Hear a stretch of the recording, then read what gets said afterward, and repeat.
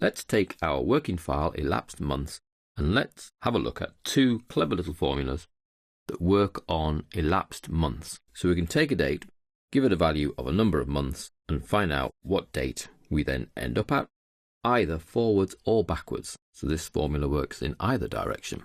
To see it in action, we have here a number of dates, and then we have a column called month difference where we're going to enter a number of months. So let's say 6 months in there, 12 months in there, 4 months in there, 22 months in there. Let's have some minus months, so -4, because we want to look at going backwards 4 months, -6, -24, -12, -1, back to some positive numbers, throw in another negative, and then 2 more positives. Now the first of these formulas is EDate, and EDate simply works out the new date based on your old date and the number of months.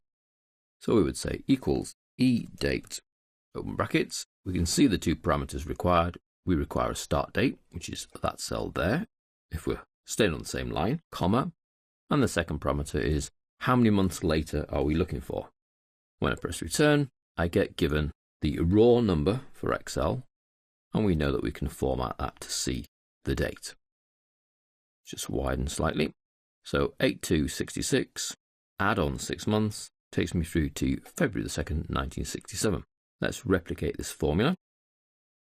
And we can see that all the way down, we are adding on 22, adding on 8, adding on 5, going back 4, going back 6, going back 2 years, that's 24 months. And we can see that all the way down, the date within each month remains the same. So April 25th, going forward 7 months, takes me to November 25th. So none of these dates change. We're simply adding on or taking away a whole month. Now that's quite a useful function because you're letting Excel figure out whether the month you're moving from and to is 30 days, 28 days, 29 in a leap year, all those kind of things. It works out itself. So you're not having to add on 30 days, 31, or do a calculation of how far ahead we're looking. We just simply say, add on 8 months, take away 6 months. Add on 24 months, take away 12 months. The calculation, the worrying bit about the 30 days, 31, 28, 29 is all done by Excel. We end up at the same date in another month.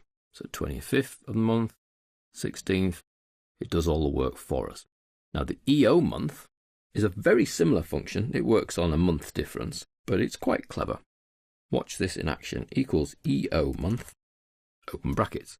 Takes the same two parameters, a start date and then a number of months. Let's go with our 6, but watch what result we get. Press return, we get our raw number again, so we need to format.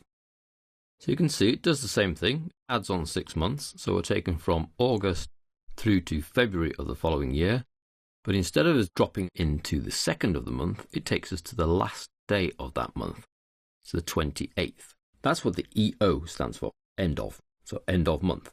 If I replicate, we can see it in action all the way down. Let's pick on here. We've gone back 6 months. So we go from May to the previous November, but then we're taken to the last day in November.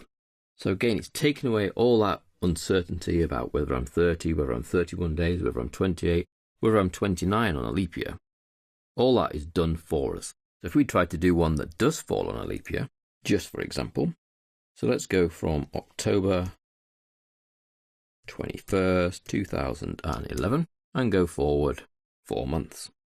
Then we find that in the EDate we're taken through to the 21st of February, but the EoMonth takes us to the last day of the month, so the last day of February, and it knows that in 2012 February was a leap year, so we had 29 days.